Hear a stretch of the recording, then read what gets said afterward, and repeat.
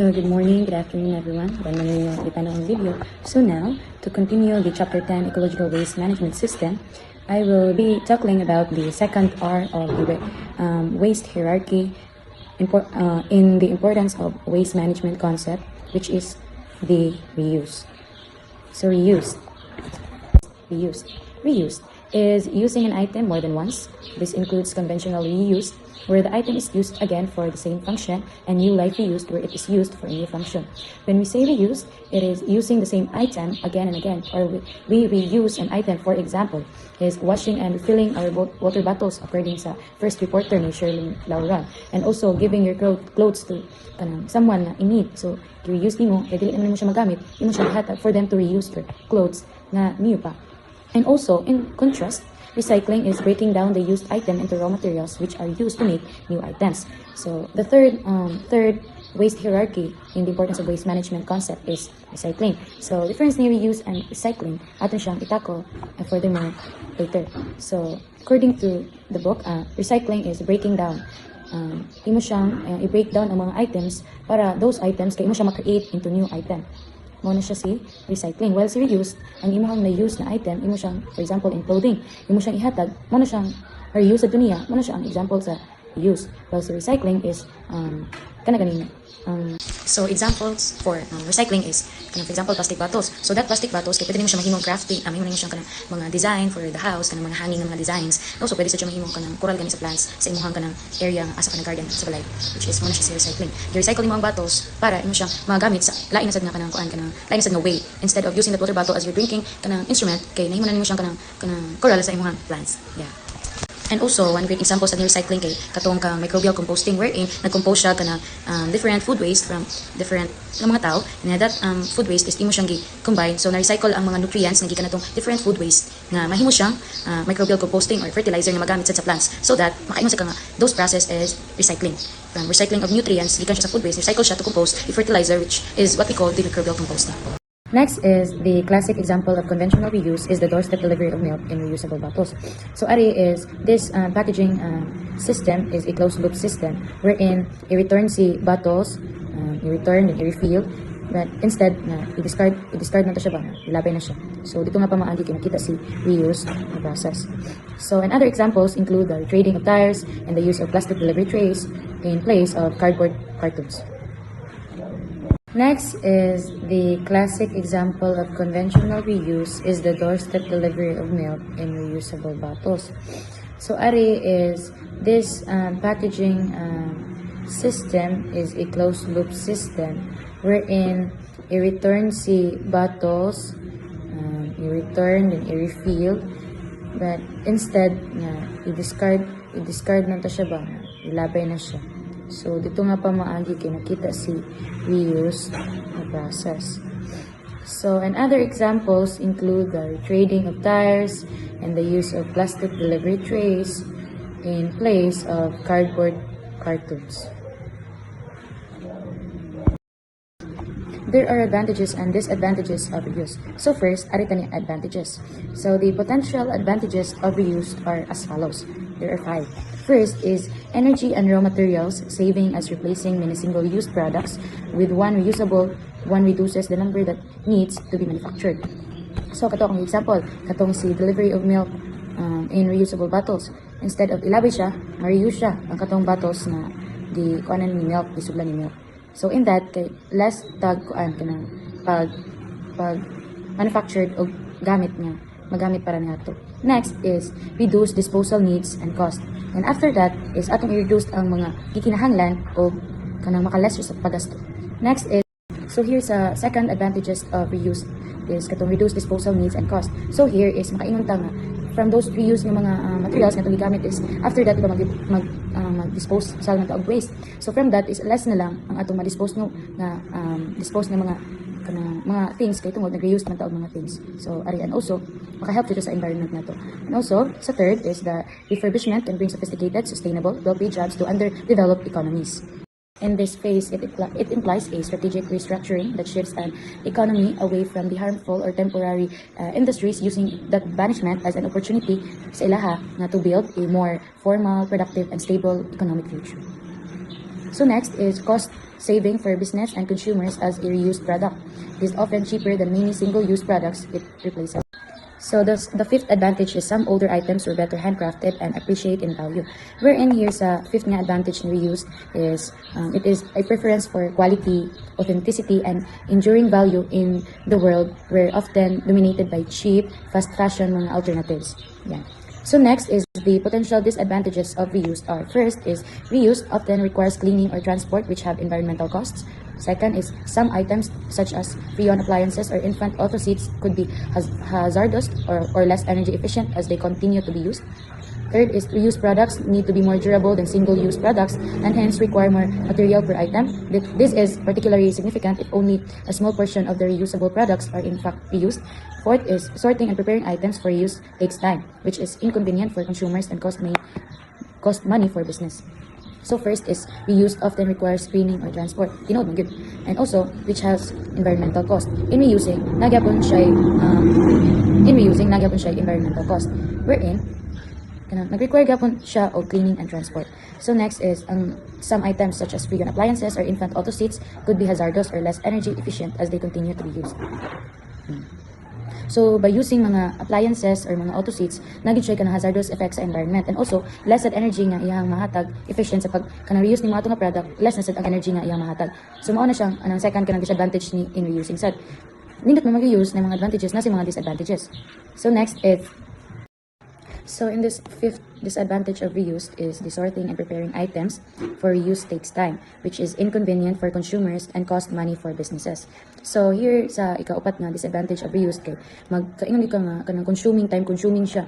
And also kanang maghatag siya sa mga tao and also sa mga nagbusiness ba nga kanang expensive siya sa mga tao nga namalikya or something nana. And also, ari dapita sa ikaupat is nag-create siya barrier sa mga widespread nga adaptation wherein sa advancement sa kanang nowadays. So, create siya barrier ni ana diri sa ikaupat. So, next is recycling, the third R. Recycling differs from reuse in that it breaks down the items into raw materials which are then used to make new items. As opposed the reusing the intact item. So, si reused is intact siya nga item na imo siyang i-reuse. Imo siyang gamiton pagbalik. While sa recycling, imo ang gamiton nga balik is na-breakdown na siya into raw materials. So, may difference ni recycling and reuse. So, as this extra processing requires energy, as a rule of thumb, reuse is environmentally preferable to recycling. Through recycling does have a significant part to play as it is often makes sure that items which are broken, worn out, or otherwise unsuitable for reuse. So, katong items nga not suitable for use, pwede siya nimo ma-recycle. So, for example, katong si water bottles na pwede siya nimo ma-reuse, but sa gidugayon pud sa imong pag-use sa water bottle di man pud siya advisable nga imong gamiton permi ang water bottles katong Nature Spring katong bottles na to dili man siya advisable nga i-use kun nimo siya everyday na usa lang gyud karon palit ka another day katong gipalit karon kay mo gamiton nga as kuan tumbler dili ka pud siya advisable kay made of plastic man siya. So pwede nimo siyang ma-recycle. Ang katong plastic bottle kay maybe mahimo nimo siyang decorations sa imong wall sa imong garden or mahimo siyang hanging nimo nga craft sa imong garden.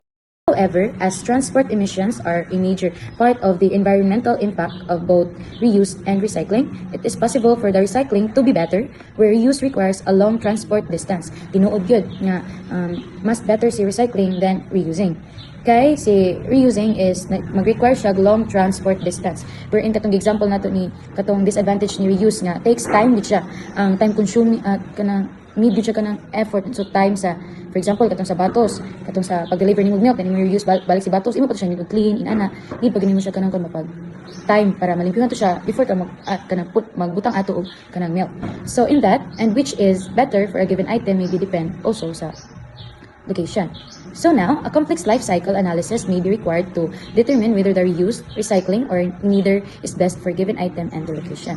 Depende sa location. For example, if naka sa kanang sa urbanized area or sa marginalized area na layo siya sa kanang mga palitanan inana, imo yung kanang buhaton or nagit sa mga mag-reuse kag mga items and also mag-recycle sa og mga items. And in that, one difficulty is the need to estimate consumer behavior, which is redesigning an item to usable may do more harm than good. So next is recycling, the third R. Recycling differs from reuse in that it breaks down the items into raw materials which are then used to make new items, as opposed the reusing the intact item. So si reuse is intact siyang item na imo siyang i-reuse. Imo siyang gamiton pagbalik. Pero sa recycling, imong gamiton nga balik is na breakdown na siya into raw materials. So man difference ni recycling and reuse. So as this extra processing requires energy, as a rule of thumb, reuse is environmentally preferable to recycling. Through recycling does have a significant part to play as it is often makes sure that items which are broken, worn out, or otherwise unsuitable for reuse.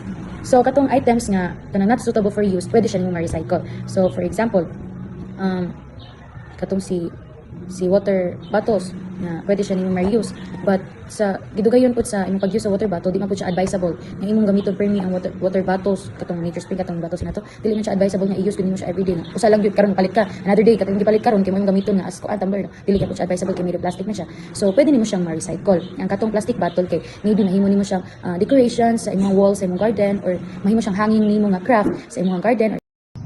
So, one difficulty nga I need said na to estimate as consumer behaviors is pag-redesign na to sa item, which is mahog siya sa kana reusable, wherein makahatag siya kana harmful effects ngadto sa kanang environment ba, small portion man siya or dili. Yeah. So the extended producer responsibility must have this to imposes the accountability over the entire life cycle of products and packaging introduced on the market. This means that firms which manufacture, import, and or sell products are required to be financially or physically responsible for such products after their useful life.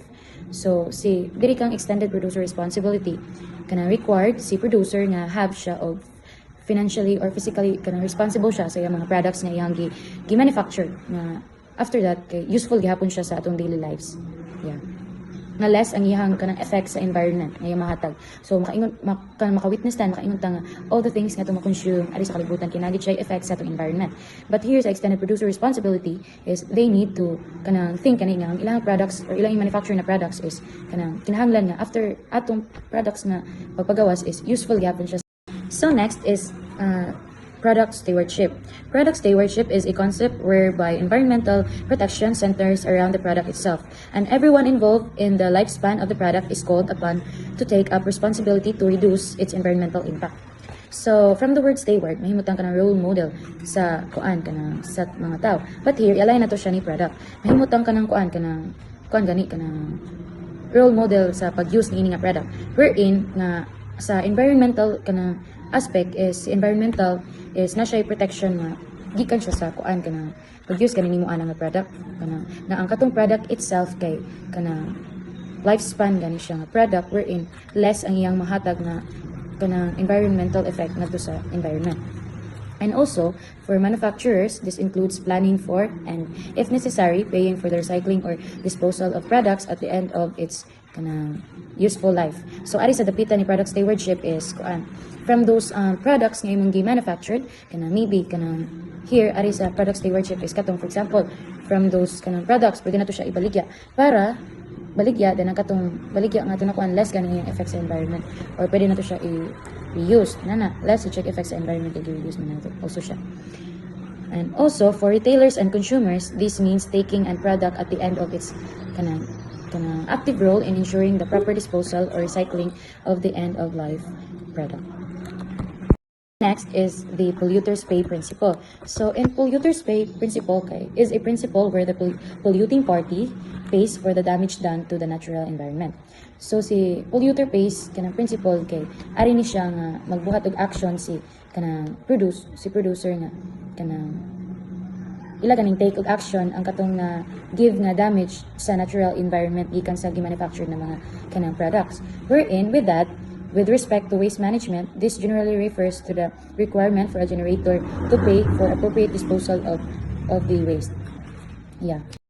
Here also sa polluter pays principle is that or PPP is kanang mao ni siya usa ni siya ka environmental policy principle nga nag-state nga katong mga nag-manufacture or nag-produce sa pollution is whether companies or individuals should bear the cost of managing, cleaning up, and mitigating the environment damage they have caused. So sila ang naay naay obligation sa obligate to have an action sa gi-produce nga pollution sa environment. So tawag silang polluter pays principle. na they are not called kanang usan siya ka principle para nila, para nato individuals and also for the companies. Extended producer responsibility or EPR and product stewardship or PS are both environmental management strategies na nag-aim siya sa pag-reduce sa impact sa products na manufactured all throughout the life cycle, which are often used interchangeably but with distinct differences ilang scope and enforcement sa pag-use sa products. Yeah, one of the mga similarities ni extended producer responsibility and product stewardship. Next is the Ecological Solid Waste Management Act, which is the Republic Act number 9003, which is this act is na-make ni siya pag 2000, wherein ato ni siya sa Philippines. Ari ni siya sa Philippines, ato siya Philippines. So is the Philippines Foundational Law of Waste Management. It is signed on January 26, 2001, and in this act, it mandates a comprehensive community-based approach focusing on the source segregation, which is the recycling and decomposting overseen by the DENR. So this RA 9003 includes a mandatory segregation, wherein waste must be separated at the source. And source, which is the household and institutions, into compostable, recyclable, and non-recyclable and special waste. So in barangay MRFs, established materials or recovery facilities in every barangays or cluster of barangays to handle or sort and process waste. And also in ecological waste management, perhaps the most important reason why we have to act now in worsening solid waste problems is their impact on human health. So ipalaganap sa siya na act is because ang karon na solid waste problem is worse na gid siya, nakahatag gid siya negative na impact sa human health, and this health is a basic human right ni tao. So we all deserve to live in a cleaner environment. So I agree in that, but si tao man puyo sa komunidad mo man say naghimo sa hugaw o pagpa-pollute sa environment. We all deserve for a healthy family, a healthy neighborhood, and a healthy nation.